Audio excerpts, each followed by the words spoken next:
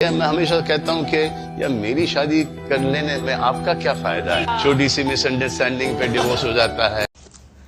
रात का 1 बज रहा है। आप लोगों से एक बहुत जरूरी बात करनी है।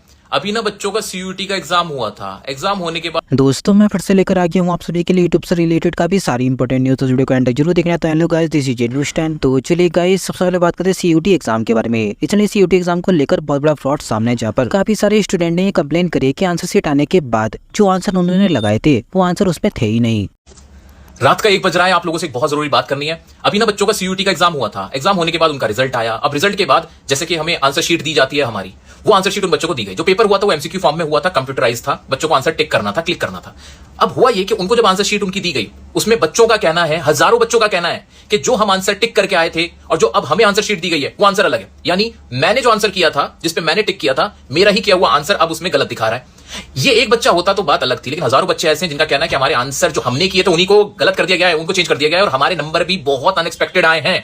बच्चे बहुत परेशान हैं और मैं सिर्फ इतना चाहता हूं कि अभी जितने भी बच्चों के साथ ऐसा हुआ है वो इस वीडियो को एक दूसरे तक पहुंचा दें, कमेंट में मुझे बता दें अपनी एप्लीकेशन नंबर, रोल नंबर, अपनी पूरी डिटेल अगर आपके साथ भी ऐसा हुआ है, ताकि ये मुद्दा जो कि बहुत गंभीर है यार, ये बहुत बड़ी बात है कि स्टूडेंट का खुद का किया गया आंसर बदल दिया गया है। ये बहुत बहुत बड़ी बात हो रही है, छोटी मोटी बात नहीं है। तो इस बात को आगे NTA तक पहुंचाया जाएगा, उन्हें भी समझाया जाए भाई ये क्या हो रहा है, इस तरह से नहीं चल सकता है, बिल्कुल नहीं चल सकता है। तो प्लीज जितने भी जेन्युइन लोग हैं जिनके साथ ऐसा हुआ है वो अपनी डिटेल मुझे यहां जरूर बता दें, ताकि मैं ये बात आगे तक पहुंचा पाऊं। दोस्तों बात करते हैं सलमान खान के बारे में। रिसेंटली सलमान खान की तरफ से एक वीडियो सामने, जहाँ पर उनका कहना है कि वो एक बहुत बड़ी हेल्थ प्रॉब्लम से सफर कर रहे हैं।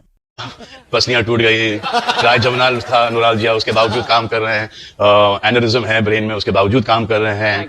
AV मैलफॉर्मेशन है, उसके बावजूद चल रहे हैं। एक्शन, यहाँ से कूदना, वहां पर गिरना, चलने को नहीं हो रहा, डांस कर रहे हैं और ये सब चल रहा है, ये सब साइड में। और क्या है कि जहां उनका मूड सटका वो आधा हमारा लेके चला गया। इसके साथ ही सलमान खान की तरफ से एक और वीडियो सामने, जहाँ पर उन्होंने रिवील कर दिया कि आखिर वो शादी क्यों नहीं कर रहे हैं। मैं हमेशा कहता हूँ कि यार मेरी शादी कर लेने में आपका क्या फायदा है। छोटी सी मिसअंडरस्टैंडिंग पे डिवोर्स हो जाता है और फिर डिवोर्स तो चलो डिवोर्स हो गया, वो आधे पैसे भी लेके चली जाती है। तो हम ये जो जितनी भी हड्डियां तोड़वा रहे हैं, पसलियां टूट गई, ट्राई जमनाल था न्यूरालजिया, उसके बावजूद काम कर रहे हैं। एनेरिज्म है ब्रेन में, उसके बावजूद काम कर रहे हैं। AV मैलफॉर्मेशन है, उसके बावजूद चल रहे हैं। एक्शन, यहाँ से कूदना, वहां पर गिरना, चलने को नहीं हो रहा, डांस कर रहे हैं और ये सब चल रहा है, ये सब साइड में। और क्या है कि जहां उनका मूड सटका वो आधा हमारा लेके चला गया।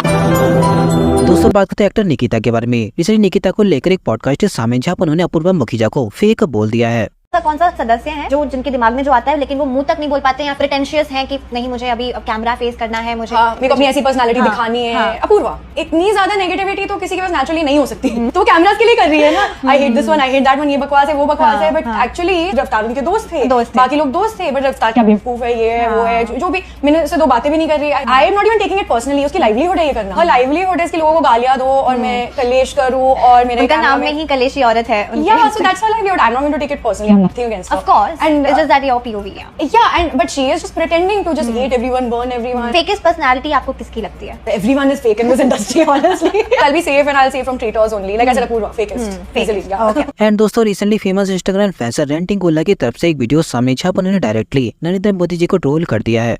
लगाना ये वाला हमारे तमिलनाडु में या ये वाला कि बेटी बचाओ बेटी पढ़ाओ अभियान, या ये वाला आलोचना अनिवार्य है, वरना लोकतंत्र बर्बाद हो जाएगा जी।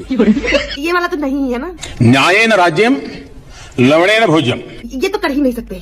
आई present to you the President of the United States of America Mister Donald Trump. Censor board कह रहा है कि कमल यानी लोटस हटा दीजिए क्योंकि थोड़ा पॉलिटिकल रेफरेंस आ जाता है ना, तो ऐसा अच्छा जब भजपिल्ले कमल के बारे में बात करते हैं ना तो मेरे पास उसके लिए गाना है। कीचड़ में कमल नहीं, कमल ही कीचड़ है। इसके साथ ही अभी रिसेंटली दुब राठी की तरफ से भी एक वीडियो सामने, जहाँ पर दुब राठी भी डायरेक्टली मोदी जी को ट्रोल कर रहे हैं। कल दोस्तों आमिर खान की नई फिल्म रिलीज हुई है सितारे ज़मीं पर। बहुत ही बढ़िया फिल्म है, लेकिन एक बात से मुझे बड़ी दिक्कत है। इस फिल्म के रिलीज होने से पहले, इस आर्टिकल को देखो, इंडिया के सेंसर बोर्ड ने ऑर्डर दिया फिल्म को कि फिल्म शुरू होने से पहले प्रधानमंत्री नरेंद्र मोदी का एक कोट डालो। सोचकर देखो, जिस फिल्म का पॉलिटिक्स से दूर दूर तक कुछ लेना देना भी नहीं है, उस फिल्म में भी जबरदस्ती मोदी घुसा दो। वैसे ही आजकल आधी से ज्यादा फिल्में जो सिनेमा हॉल पर रिलीज होती है उसमें बीजेपी का प्रोपेगेंडा कूट कूट कर भरा होता है। तुमने एक साफ सुथरी फिल्म को भी नहीं छोड़ा, यहां भी मोदी घुसा दो। वैक्सीन सर्टिफिकेट में भी मोदी घुसा दो, ट्रेन टिकट में भी मोदी घुसा दो। वहां पे हर शहर के हर चौराहे पे 10 होर्डिंग्स में मोदी का चेहरा लगा हुआ है। तुम्हें यहां पर भी मोदी घुसाना है, यहां पर भी मोदी का कोट डालना है। मैं बता रहा हूं, अगर तुम इसी तरीके से फोर्स करते रहोगे ना, मैं भी हर वीडियो में मोदी का कोट डाल सकता हूं। दोस्तों बात करते चाइना के एक बहुत बड़े इन्वेंशन के बारे में। रिसेंटली चाइना ने एक मस्कीटो के साइज का ड्रोन लॉन्च कर दिया है। दोस्तों बात बात करते हैं टेक्निकल दोस्त के बारे में। रिसेंटली टेक्निकल दोस्त की तरफ से एक वीडियो सामने आई है जहाँ पर टेक्निकल दोस्त ने डायरेक्टली